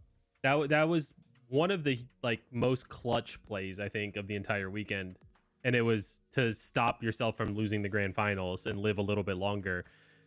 I just wonder, like, in that moment, was Optic just trying to, like, you know, finish the fight, get it done, get it over with, or like, what were the comms hectic, or like, because you have to know, like, in that moment, right, they're up their main ramp, you had map control, but you're losing it, like, your teammates, you died there, you're seeing them you're seeing on death cam the guys that killed you where they're going, you're telling your team, right, like, you're saying, like, hey guys, like, I just got pushed main ramp, there's 2 of them or 3 of them coming across main ramp, they're gonna be our P street, like, slow play this, like, we got to get these kills, you know what I mean? Like, there's so many comms that should have gone in there. I feel like wasn't there somebody on Optic in like Flag Hall, like, who was like hurt or something like that when Formal slid it in? Where did that guy go? Like, this is the game-winning flag. Slide that in. Screw your KD, man. The trophy.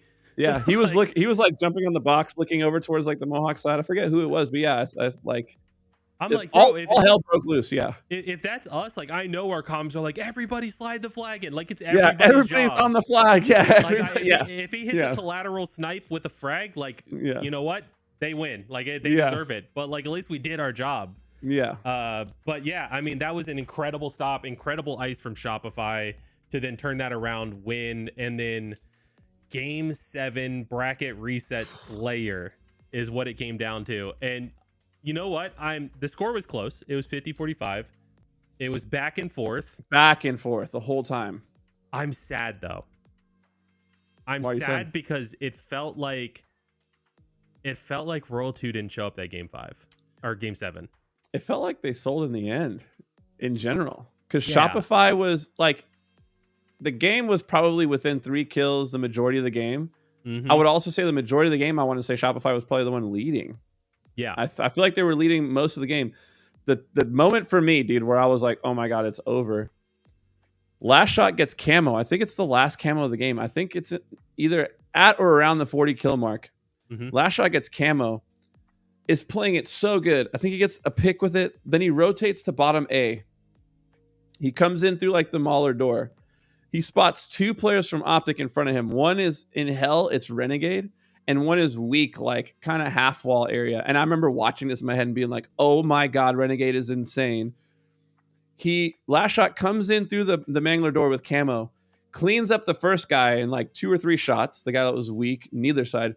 Renegade turns, and Last shot immediately stopped shooting after he got the kill so that the camo would come back so he could dip. Renegade turns from hell because he was looking towards like batteries. He turns and fives him while he's crossing from bottom A to like elevator with camo. And he was like just about fully camoed when Renegade turned. He turned and eagle-eyed fived him. And I was watching. I literally thought like this game is over. Last shot got camo. Last camo of the game. This is going to be it. And for Renegade to just like, again, like I said, have so many moments in the series where it's like anytime a game is teetering, he was the one that was like, I'm going to guarantee this. Yeah. You know, I'm actually going to see if I can find this clip because it's actually insane. But yeah, to go back, insane game. You really, I didn't know about the Royal 2 deal. I hadn't thought about him in the mix in that last game. So if you want to talk a little bit about why you felt like he wasn't there. I mean, like statistically, right? Like you could say, oh, he was 6 and 11, but he had 9 assists, the most assists on his team. So like his impact on fights, he was a part of 15 kills, right? Mm-hmm.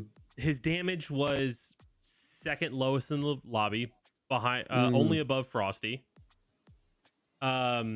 His plays that I saw he was making, watching it felt like either he was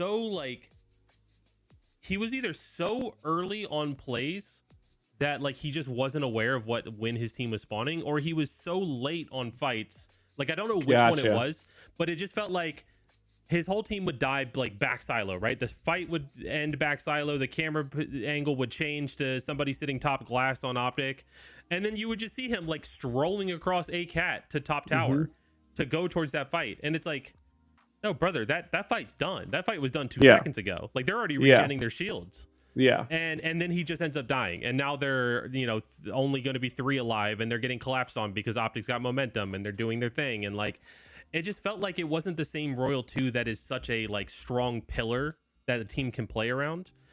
That all being said. Yeah, go ahead. I do want to say, because I criticized him in terms of, or at least I asked the question several times, will Cycle have the strength in a grand finals at a major, or will the nerves get to him?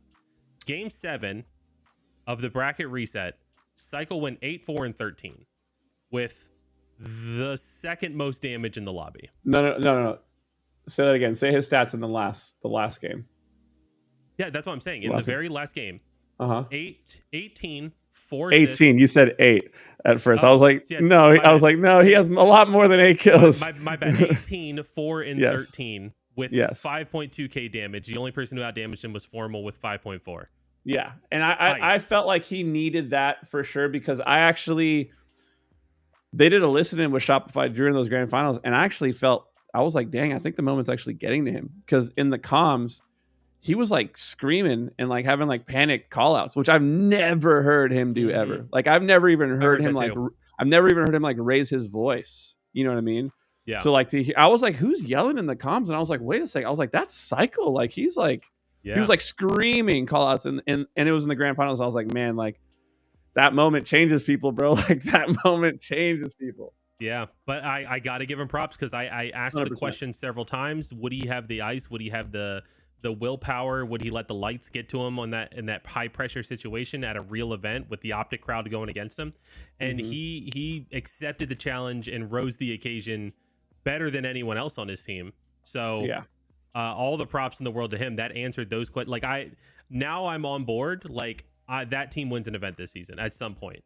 They do. They for sure do. I do want to go back to the Royal 2 point though, because I do have a little bit of insight into this, and like, it's with Royal 2, he's an all-time great.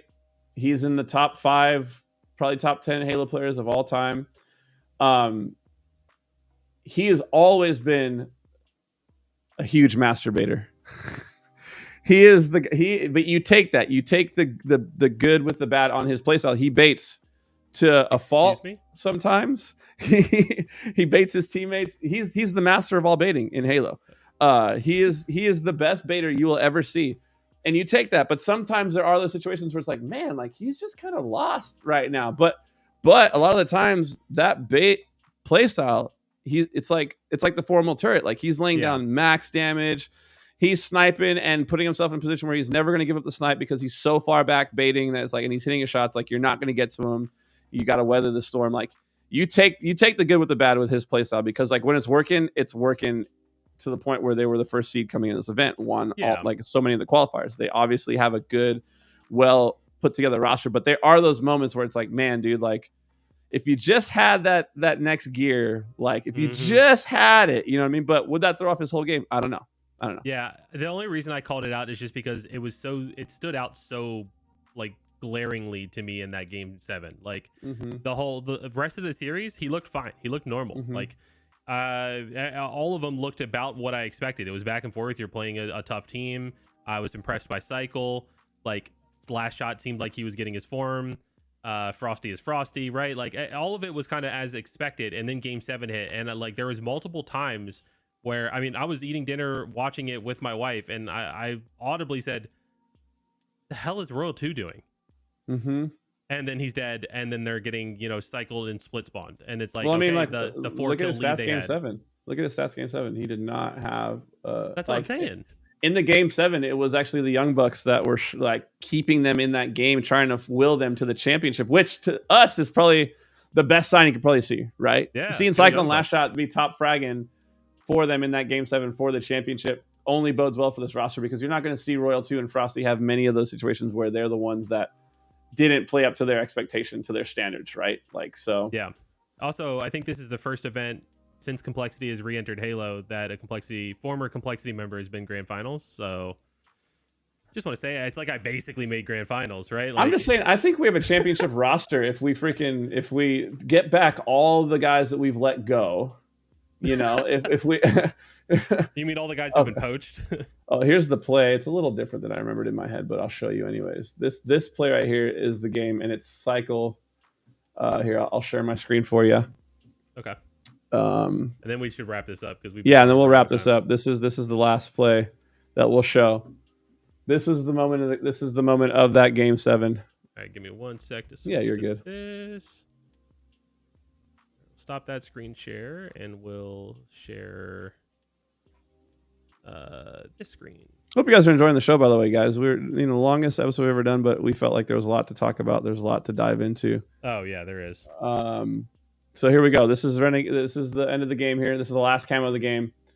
42-45. Game still teetering. Camo in the hands of Cycle. Cycle, okay. So 43-45. And I thought he had gone in through this angle initially, but through the door, but he actually comes in through neither. But look at this play here. So they're pinching formal perfectly. 3 versus 1. They come in. He gets a cleanup. He shoots out one shot. As soon as he shoots out one shot, Renegade immediately fives him, bro. Like it's like, and it's like, you were camo guy. You were about to be tied, with that kill there. And then Renegade kills him. And not only does he kill him, he slides up and backs down Royal 2, plow the pistol, gets him off the play as well. Yeah. Like that to me, that stealed it. And I was just like, yeah, Renegade is having an event that's like just unbelievable. Yeah, he really Cycle shot one bullet is all he fired there, bro. And did he need to? Yeah, like that's one of those things where it's like you need to help your teammate because of the score, but like also man, like it's so as camo player, right? Like we want to help the fights, but you also gotta like preserve your camo. Like Mm-hmm.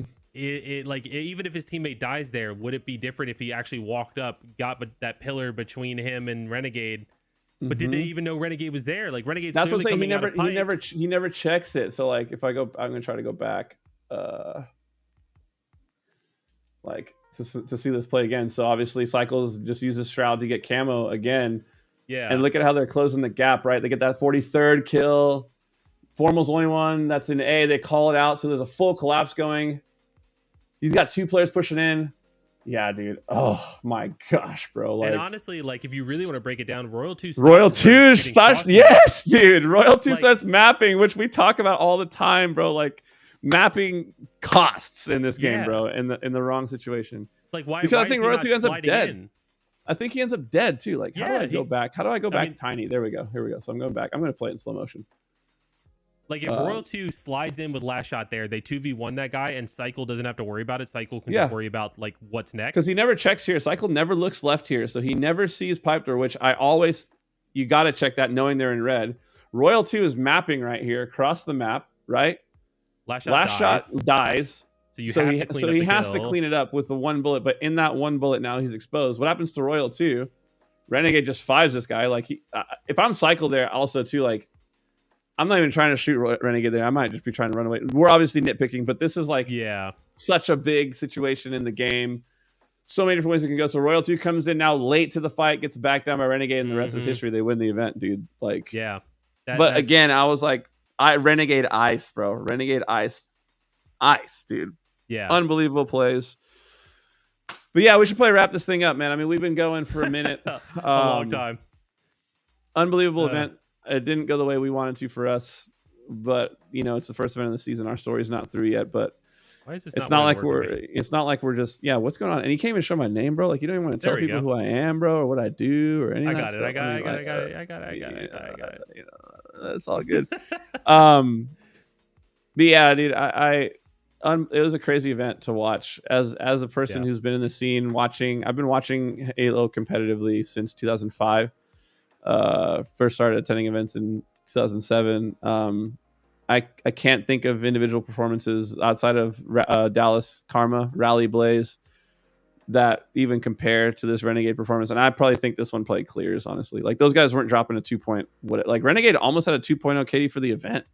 Yeah, it's For the whole insane. freaking event. I think he's like a 1.8 or something like psychotic, Especially dude. That's considering how much they played.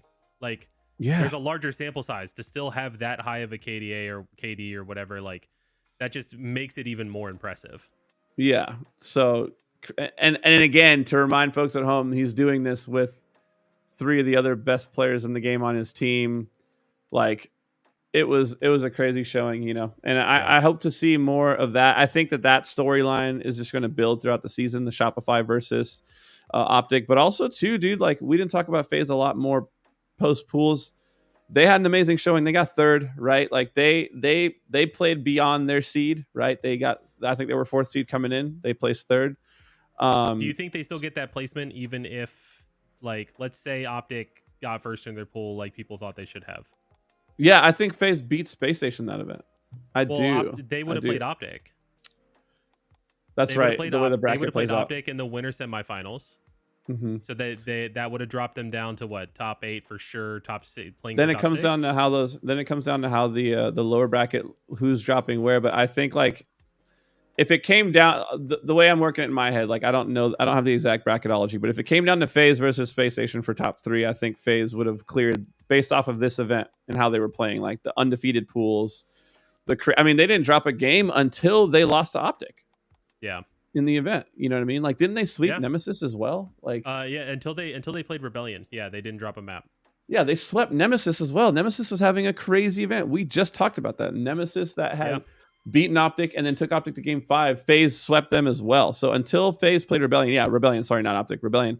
Until FaZe played Rebellion, they hadn't dropped a game in the entire event. So I think FaZe was clearly like the 3rd best team, if not better. Like, no, because they lost to Optic and they lost to Rebellion. They lost 3-1 to both. So yeah, so it's really just between FaZe and SSG. Yeah, but to our other point that we had brought up in the show, like I will say now confidently, FaZe is the gatekeeper of top 4. Like, Yeah, you're, for sure.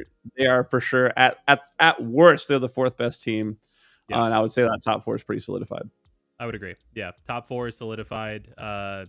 It's the big 4 that you would expect. The Shopify, the Optic, or the Optic, the Shopify, the FaZe, the SSG, DreamHack Dallas in a month, less than. So, and I will be at the event as long as Nick lets me come. As long as he brings me. Imagine we do opening break from the venue, bro. Like so live on site opening break. Get us on the desk, bro. Like, yeah, right. New Halo segment. Like, put us on the desk. We'll do the pre-show. We'll do the post-show. Any shows you don't want to do, we got it. Don't even trip. You know where to find us. But yeah, I think that's a good ending point because we've talked about a lot for a long time, and you gotta go get ready to go on tour, and I gotta go back to sleep because this eye is not gonna heal itself. Yeah. I'm sorry, by the way, about your eye, dude. Like, rough weekend. I'm just taking L's, man. It's all good. Get them out of my system before DreamHack. Yeah. But that is it. Disappointing event for Complexity, but an amazing event for HCS all around. Thank you so much to HCS and all the teams behind the scenes for hosting such an incredible event, and with all the curveballs that you're throwing your way. Like, you guys were phenomenal all weekend. And thank you all to all of the fans out there who have been tuning in not only to Opening Break, but also to HCS and the Arlington Major all weekend. We appreciate you. We hear you when you're in the comments or in the crowd. You guys are awesome. Any closing thoughts, Hunter, before we sign off? I got quite a few because actually this is my closing thoughts, not only for the show, but also for my stream because I'm going to be gone for 2 weeks. But like you said, amazing event by HCS. Really shout out to Tashi and the team for an amazing show. Rolling with the punches on different difficulties that came along through the weekend, handling it like absolute pros, a masterclass. Congratulations to Optic, first winner, official first seed. They're now the LAN champions that need to be dethroned. Space Station has officially been dethroned from LAN champs. The belt now belongs to Optic, which I know you love your belt references, you and you, the wrestling guys. Yeah, Opening Break, episode 7, longest episode we've ever done. You can find me on Twitch, HunterJJX, on Twitter, everything else. Shout out to everyone from the hunting party, though, man. We've been sitting at over 1,200 subs for almost 2 months now, which obviously we're going to take some hits with me being away, but you guys have been unbelievable. I can't do what I do without you guys, so thank you guys so much for the support. Been legendary. The watch parties all weekend were lit. We were cheering on the boys and having a blast doing it. So I'll see you guys when I get back in a couple of weeks. Nick, we'll chat about the next episode since I'll be on the road. Either I'll join remote or you'll get a different guest who's cooler and better looking than me. Who knows? That's not possible. But be sure to follow Thy Ashes on Twitter, HunterJJX, Twitch, HunterJJX, Complexity, Halo. Stay connected with us. We love the support you guys have been showing us. We really appreciate it. And we appreciate all the fans that showed up, supported the team, supported the booth. Obviously, disappointing weekend, but bounce back season starts now. We love you guys. We'll catch you guys next week for Opening Break. This is HunterJJX signing us out. We'll see you guys later. Peace. Later.